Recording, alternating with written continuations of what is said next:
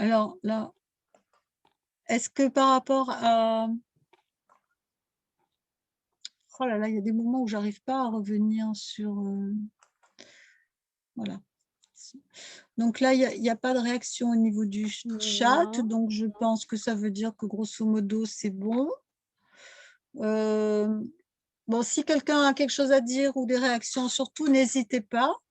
Donc, en conclusion de cette diapo, je reprends ce qui est écrit sur la diapo, c'est-à-dire, l'idée générale, c'est vraiment de prendre en compte l'élève de façon globale. Et donc là, vous avez eu quelques exemples, vous voyez, sur sa famille, sur sa vie quotidienne, sur sa façon de procéder, sur ce qu'il pense de lui-même, sur son vécu de l'école, bien sûr, mais pas seulement. Donc, son contexte de vie, bon, la position du bon père de famille, on en a parlé. Et toujours vous dans la position d'accueillir l'élève et de donner un statut à sa parole, c'est ça qui est important. Mm. Alors, Béatrice, tu vas pouvoir passer à la diapo suivante. Mhm. Voilà. Alors là, on retombe sur quelque chose qu'on a déjà un petit peu évoqué ce matin, qui est la démarche, et qui est une démarche de résolution de problèmes. Donc, bon, je vous récapitule, enfin, vous l'avez sous les yeux, là, on en a parlé. Mhm. Donc, cette phase de diagnostic, j'en ai déjà beaucoup parlé, donc vous avez compris que c'est incontournable et essentiel. Et les autres phases ensuite. Alors, si vous voulez, dans tout ça, le plus important, ce sont les 3 premiers items. Vous voyez, je vous disais ce matin qu'en général, on a vraiment tendance à aller directement du problème au moyen, Mm. en oubliant de s'intéresser à tout ce qui est entre les deux. Donc là, on va essayer de s'astreindre systématiquement à passer par ce chemin-là, qui est certes long. C'est pour ça que les entretiens, surtout au début, il faut prendre son temps. Mais qui vont devenir, alors qui au début ne seront pas spontanés pour vous, qui deviendront spontanés un petit peu au fur et à mesure, et qui permettent vraiment de ne rien oublier et donc d'aboutir à l'objectif le plus pertinent possible. Donc, dans un premier temps, votre phase de diagnostic, ce sera un diagnostic sur la situation globale de l'élève.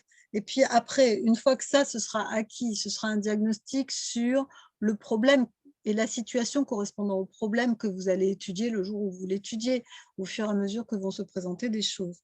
Et donc, dans tous les cas, il y a toujours donc une investigation qui aboutit à une phase de diagnostic. Et ensuite, le moment où, une fois que vous avez bien capté ce qui se passait, vous allez tenter de le faire comprendre à l'élève afin qu'ensuite, vous élaboriez ensemble l'objectif prioritaire. Et donc, le premier objectif que vous allez fixer à cet élève, ce sera probablement à la fin du 2e entretien ou à la fin du 3e entretien. Le premier, vous n'avez pas le temps. Le premier, vous faites juste connaissance. Et donc, à la fin du 2e entretien ou, le cas échéant, à la fin du 3e entretien, vous allez lui fixer un premier objectif. Et là, c'est important que cet objectif-là soit le mieux choisi possible pour vous donner le plus de chances possible qu'il soit capable de l'atteindre, cet objectif, et que donc, vous puissiez lui faire un retour positif, qu'il se sente valorisé parce qu'il a atteint l'objectif. Si dès le premier objectif, il se retrouve dans la situation habituelle d'avoir pas réussi, c'est un peu dommage. Bon, c'est pas la fin du monde, mais c'est un peu dommage. Il faut essayer de ne pas rater ce premier objectif. Alors, la première chose à savoir, c'est qu'il y a toujours un décalage énorme entre ce qui nous paraît réaliste et réalisable et ce qui est vraiment réaliste et réalisable pour l'élève. Mm. Oui, il y a toujours ça, c'est vrai.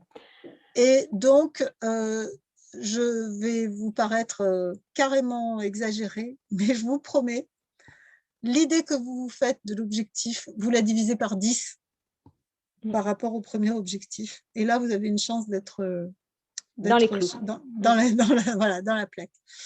Alors, à ce sujet, nous allons faire un petit exercice justement sur la définition de l'objectif. Alors, non, peut-être d'abord, est-ce que vous avez La grille, hein, non? des questions? Non, mais des Ah oui. questions déjà sur ces différentes phases. Est-ce qu'avec le recul, là, depuis ce matin, qu'on tourne autour de tout ça, vous avez voilà, soit des questions, soit des remarques à faire?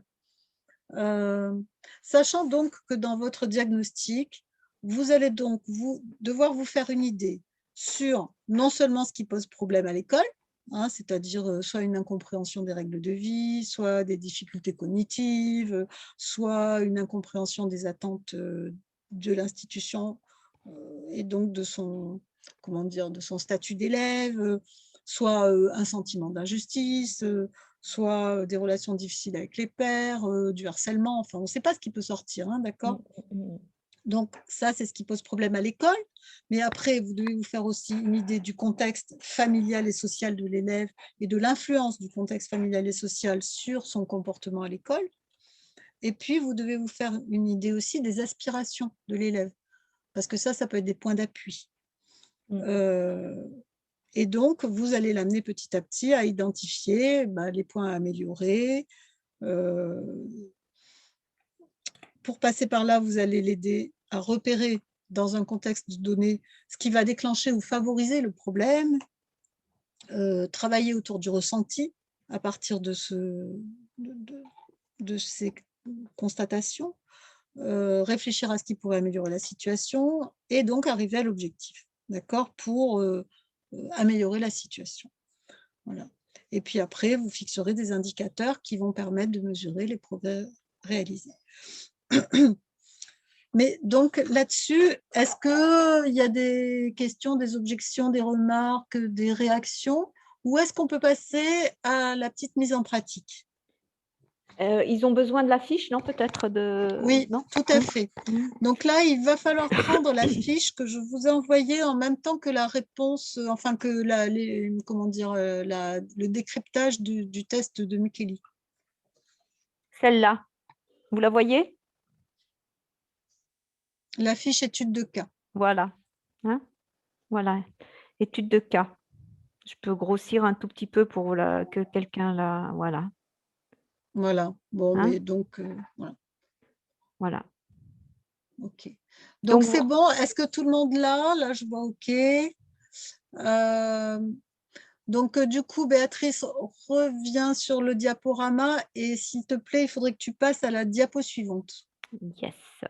Voilà. Voilà. Donc là, on va travailler sur la question de l'objectif.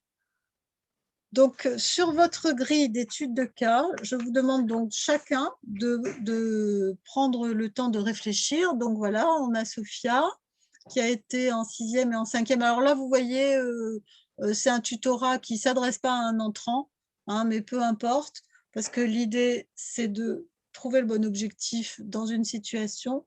Donc, bon, voilà, j'ai choisi ce cas-là. Ça a été une élève sans problème pendant un certain temps. Et puis, bim, là c'est en 4e, elle ne s'intéresse plus à ce qui se passe en classe, ses résultats chutent assez brutalement et elle a des absences injustifiées qui sont couvertes par la maman. Ça veut dire que la maman, elle donne toujours une bonne raison, hein, qui n'est pas forcément bonne d'ailleurs. Et donc, on sent qu'il y a un souci autour de ça, quoi, autour des absences. Donc, j'aimerais que vous réfléchissiez dans la colonne phase 1 de votre grille étude de cas et que vous remplissiez la case diagnostic, c'est-à-dire si vous n'avez que ces informations-là, si vous n'aviez que ces informations-là, c'est-à-dire que vous avez discuté avec la gamine, et voilà, tout ce que vous avez finalement, c'est ça. Donc, on va dire que vous avez eu un dialogue qui est quand même pas très approfondi. Et donc, par rapport à ça, qu'est-ce que vous pouvez diagnostiquer et qu'est-ce que vous donneriez comme élément d'explicitation à la jeune fille et comme objectif? Voilà, vous remplissez ces 3 cases-là. On vous donne combien? 5-10 minutes? Ouais, on vous donne 10 minutes maximum. Voilà. 10, ça fait 30. Ah, OK. À la limite, dans le chat, quand vous avez fini, vous marquez fini. Comme ça nous donne une Oui, idée ça nous si donne vous une avez eu le idée temps ou de… pas. Tout à fait, tout à fait.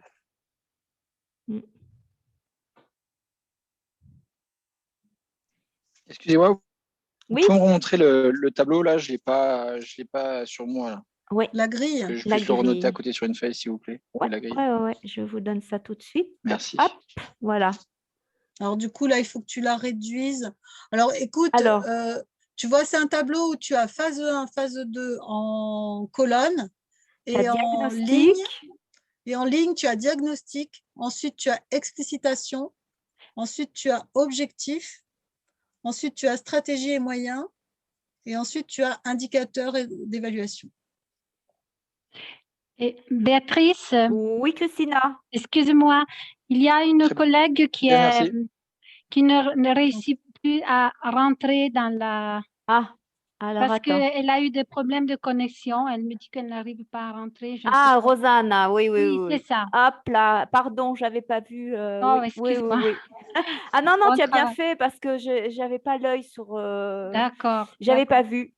D'accord. Alors, il y a Johan qui a levé la main.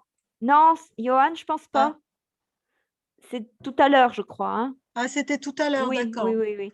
Oui, c'est ça, c'était tout à l'heure. Voilà. C'est resté Ok. bloqué.